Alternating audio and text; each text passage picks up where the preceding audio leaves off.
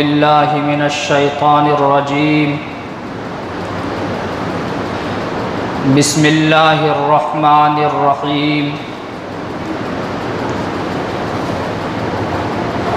یا ایہا الذین آمنوا قوا انفسکم واہلیکم نارا صدق اللہ العظیم۔ میرے محترم بزرگوں اور دوستوں، اللہ رب العزت کا بے انتہا شکر و احسان ہے کہ اس نے ہم سب کو پھر ایک جگہ جمع فرمایا اور کچھ کہنے اور سننے کی توفیق عنایت فرمائی۔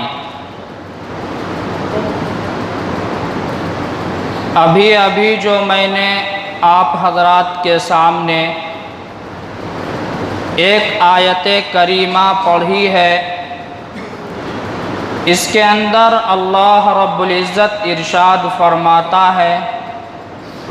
کہ اے ایمان والو، اپنے آپ کو اور اپنے اہل و عیال کو جہنم کے آگ سے ڈراؤ۔ قرآن کریم کے اندر تقریباً 88 مقامات پر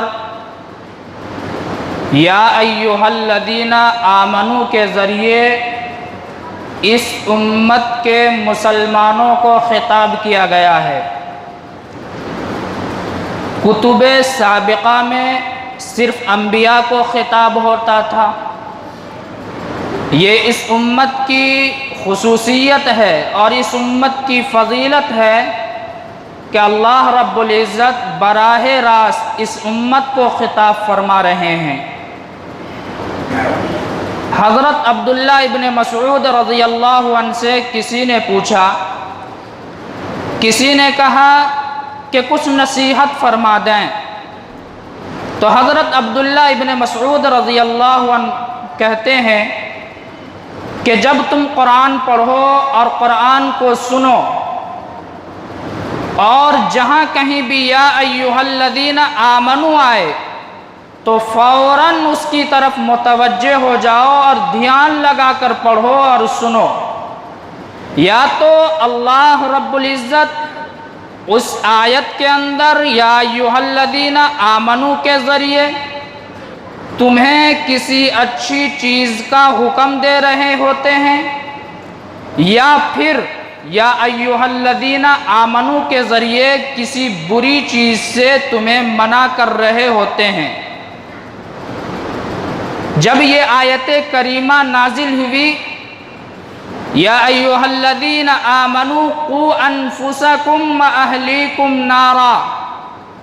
کہ ایمان والو اپنے آپ کو اور اپنے اہل و عیال کو جہنم کے آگ سے ڈراؤ، تو حضرت عمر ابن خطاب رضی اللہ عنہ حضور اکرم صلی اللہ علیہ وسلم کے پاس آئے اور کہنے لگے، اے اللہ کے نبی صلی اللہ علیہ وسلم، یہ بات تو سمجھ میں آئی کہ اپنے آپ کو جہنم کے آگ سے بچاؤ، اللہ اور اس کے رسول نے جس چیز کے کرنے کا حکم دیا ہے اس چیز کو ہم کریں، اللہ اور اس کے رسول نے جن چیزوں سے منع کیا ہے ان چیزوں سے ہم رک جائیں تو ہم جہنم کے آگ سے بچ جائیں گے، لیکن اپنے اہل و عیال کو کیسے بچائیں؟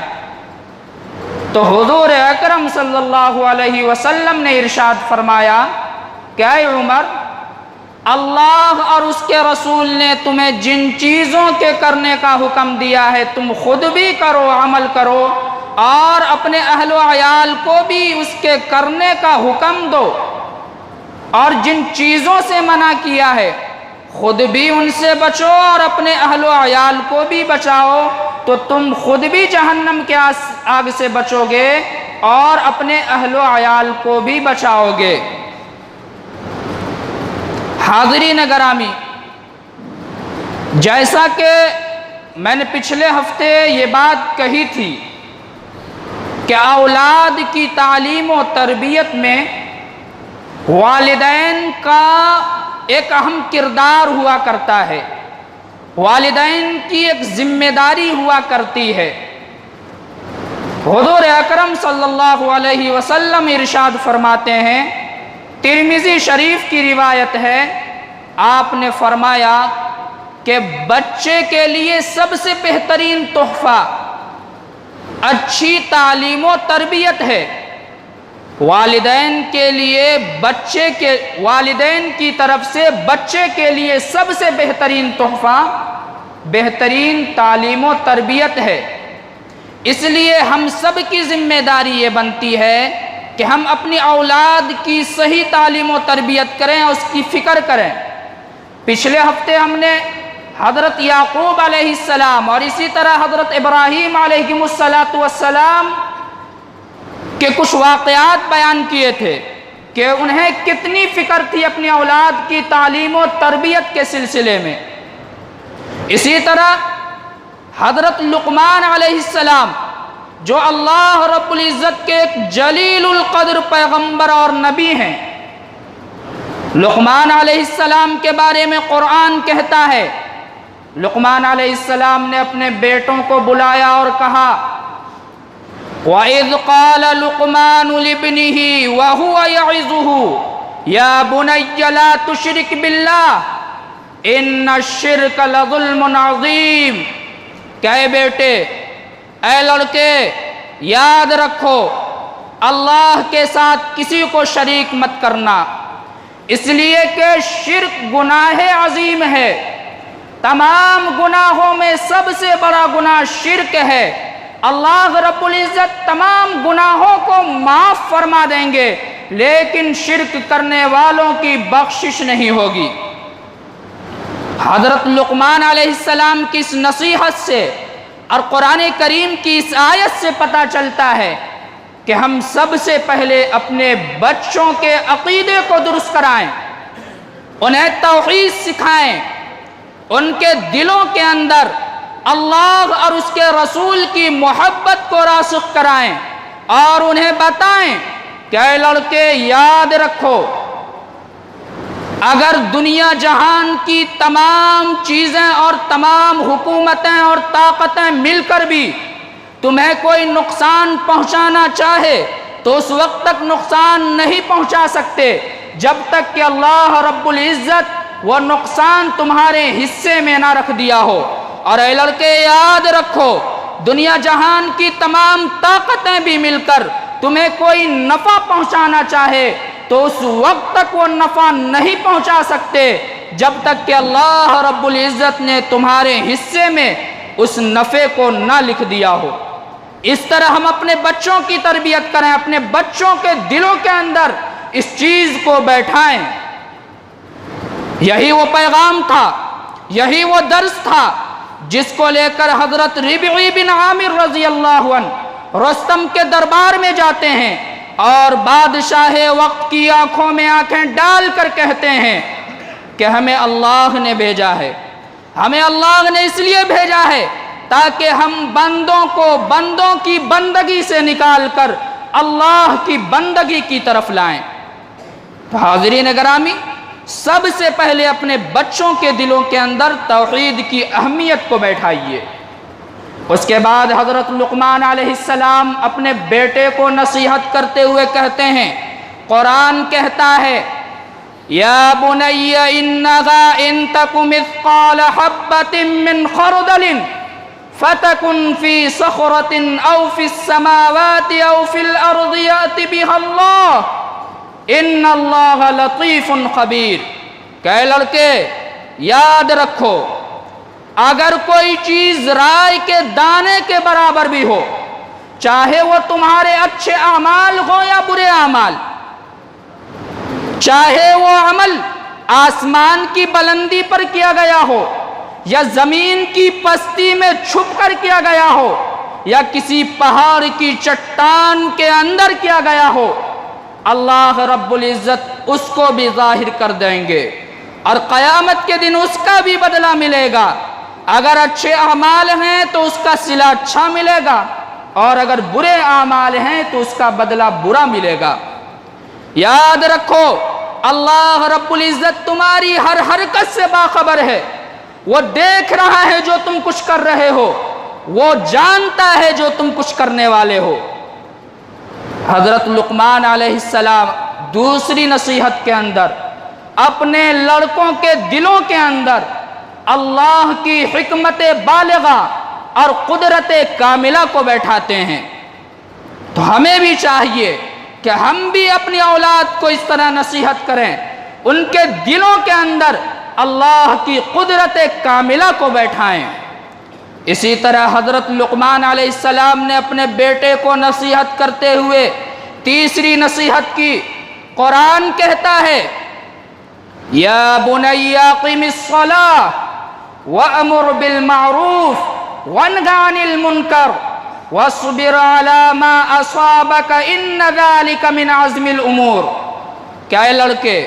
याद रखो नमाज को कभी तर्क मत करना, नमाज को मत छोड़ना, इसलिए कि नमाज तमाम इबादतों में सबसे अफजल इबादत है। उसके बाद हजरत लुकमान अलैहिस्सलाम ने कहा कि लड़के याद रखो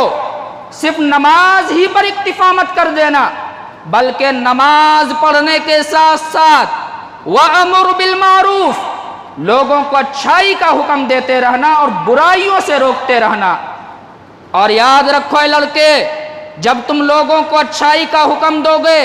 और बुराइयों से रोकोगे तो मुसीबतों का भी सामना करना पड़ेगा। तो वस्बिर अला मा असाबक, मुसीबतों पर सब्र करना, इसलिए कि मुसीबतों पर सब्र करना ये बाहिम्मत लोगों का काम है। देखिए हजरत लुकमान अलैहिस्सलाम अपने बच्चे की किस तरह तरबियत फरमा रहे हैं। एक पैगंबर होकर, नबी होकर उनके अकायद को दुरुस्त करा रहे हैं, अल्लाह की हिकमत बालिगा को उनके दिलों के अंदर बैठा रहे हैं, फिर नमाज की तलकीन कर रहे हैं। हमें भी चाहिए कि हम अपनी औलाद को नमाज की अहमियत को बताएं। हुज़ूर अकरम सल्लल्लाहु अलैहि वसल्लम ने इरशाद फरमाया कि अगर बच्चा 7 साल का हो जाए तो उसे नमाज की तरगीब दिलाओ, नमाज की तलकीन करो, उसे नमाज सिखाओ। और अगर बच्चा 10 साल का हो जाए, 10 साल की उम्र में भी वो बच्चा नमाज पढ़ने वाला न बन सका, नमाज का आदी न बन सका, तो ऐसे बच्चे की पिटाई करो, ज़ज्र तौबीख करो, उसे डांट डपट करो, हल्की फुल्की सजा दो। मेरे मुहतरम बुजुर्गों और दोस्तों, इसी नमाज की अहमियत को बयान करते हुए हजरत इब्राहीम अलैहिस्सलाम ने भी दुआ मांगी थी और कहा था, रब्बना मुक़ीमस्सलाह व मिन ज़ुर्रिय्यती रब्बना व तक़ब्बल दुआ। क्या अल्लाह मुझे भी नमाज कायम करने वाला बना और मेरी औलाद को भी नमाज कायम करने वाला बना और मेरी इस दुआ को कबूल फरमा। नमाज की अहमियत और इफादियत का अंदाज़ा लगाया जा सकता है अंबिया इकराम अलैहिमुस्सलातु वस्सलाम के इन अल्फाज और कुरान करीम के अल्फाज से। हाज़रीन गिरामी, हज़रत लुकमान अलैहिस्सलाम ने अपने लड़के को चौथी नसीहत की, वला तुसग़िर ख़द्दक लिन्नास वला तमशी फ़िल अर्ज़ि मरहा इन्नका लन तख़रिक़ल अर्ज़ वलन तबलुग़ल जिबाल तूला। क्या लड़के याद रखो, लोगों के सामने तकब्बुर और घमंड से पेश मत आया करो और जमीन पर अकड़ अकड़ कर मत चला करो। तुम्हारा जमीन पर अकड़ कर चलना ना तो जमीन को फाड़ सकता है और ना तुम पहाड़ की बुलंदी को छू सकते हो। इसलिए आजिज़ी के साथ जमीन पर चला करो, इनकिसारी के साथ चला करो, तवाज़ो के साथ जमीन पर चला करो। हाज़रीन गिरामी, अगर कोई शख्स तकब्बुर करता है तो अल्लाह रब्बुल इज़्ज़त के नज़दीक तकब्बुर करने वाला शख्स नापसंदीदा शख्स है, उसे मुआशरा भी कबूल नहीं करता तकब्बुर करने वाले को, तो अल्लाह कैसे कबूल फरमा ले। इसी तरह हज़रत लुकमान अलैहिस्सलाम ने अपने बेटे को नसीहत करते हुए 5वीं नसीहत ये की, वक़्सिद फ़ी मश्यिक वग़्ज़ुज़ मिन सौतिक इन अनकरल अस्वाति लसौतुल हमीर। कई लड़के याद रखो, अपने बड़ों के सामने ऊंची आवाज से बात मत करना, اس لیے کہ اونچی آواز سے بات کرنا اگر پسندیدہ ہوتا، اپنے بڑوں کے سامنے اگر چیخنا اور چلانا اچھی بات ہوتی، تو یاد رکھو سب سے اونچی آواز گدھے کی آواز ہے، لیکن سب سے ناپسندیدہ آواز بھی گدھے ہی کی آواز ہے۔ اس لیے اپنے بڑوں کے سامنے ادب سے بولا کرو، اپنے بڑوں کے سامنے عاجزی اور انکساری کا اظہار کیا کرو، ان کی آواز سے اپنی آواز اونچی مت کرو، اور اپنی آواز اونچی کر کے گدھے کے مشابہ مت بنو۔ تمام حیوانات میں گدھے کی خصوصیت اس لیے فرمائی قرآن کریم کے اندر اور حضرت لقمان علیہ السلام نے اپنی نصیحت میں کہ تمام حیوانات میں سب سے اونچی آواز گدھے کی آواز ہوتی ہے، لیکن سب سے مکروہ آواز بھی ہوتی ہے، ناپسندیدہ آواز بھی ہوتی ہے۔ انسان اگر گدھے کی آواز سن لے تو اس کے کان پھٹ جائیں، اتنا تیز وہ چیختا اور چلاتا ہے۔ یہی وجہ ہے کہ حضور اکرم صلی اللہ علیہ وسلم نے ارشاد فرمایا کہ جب تم میں سے کوئی شخص گدھے کی آواز کو سنے تو اعوذ باللہ من الشیطان الرجیم پڑھ لے، اس لیے کہ گدھے نے شیطان کو دیکھا ہے۔ گدھا ایسے نہیں چیختا اور چلاتا، بلکہ یا تو وہ شیطان کو دیکھ کر چلاتا ہے، یا پھر جنسی خواہشات کے لیے چلاتا ہے، یا پھر گدھا دوسرے گدھے سے لڑائی کرنے کے لیے چلاتا ہے، اور یہ تینوں صفت اچھی صفت نہیں ہے۔ اس لیے کہا گیا ہے کہ گدھے کی طرح مت چلاؤ، اپنے بڑوں کے سامنے ادب سے بولا کرو۔ حاضرین گرامی، قرآن کریم کے اندر جتنے انبیاء کرام علیہ السلام کا ذکر آیا ہے، انہوں نے اپنی اولاد کی تعلیم و تربیت میں اتنا رول ادا کیا ہے کہ اللہ رب العزت نے اس کے اس عمل کو قرآن کریم کا الفاظ بنا دیا، اور قرآن کریم کے اندر اس کو لکھ دیا، اور آنے والی امت کے لیے ایک سبق دیا اور درس دیا کہ اگر تم بھی اپنی اولاد کی تعلیم و تربیت کی فکر کرنا چاہتے ہو تو اس طرح کرو۔ حاضرین گرامی، آج ہم میں سے تقریباً 80% لوگ ایسے ہیں جنہیں اپنی اولاد سے شکایت رہتی ہے کہ ہماری اولاد ہمارا کہنا نہیں مانتی، نافرمان ہو گئی ہے، ہمارے سامنے میں کباب اور پراٹھا کھاتی ہے ہماری اولاد، اور خراٹے کی نیند لے کر سوتی ہے، ماں باپ کو پوچھتی تک نہیں۔ معاف کیجئے گا، ایسے والدین سے میں کہوں گا کہ طبلے کی تھاپ پر، گھنگروؤں کی جھنکار پر ناچنے والی ماؤں کے بطن سے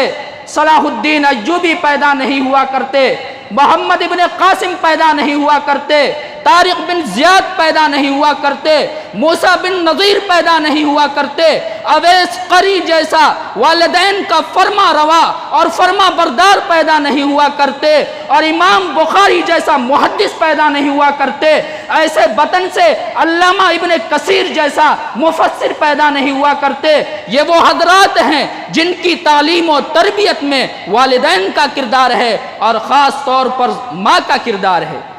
اس لیے اپنی اولاد کی فکر کیجئے، اپنی اولاد کی صحیح تعلیم و تربیت کے لیے ہمیشہ فکر مند رہیے۔ اللہ رب العزت ہم سب کو کہنے اور سننے سے زیادہ عمل کی توفیق عطا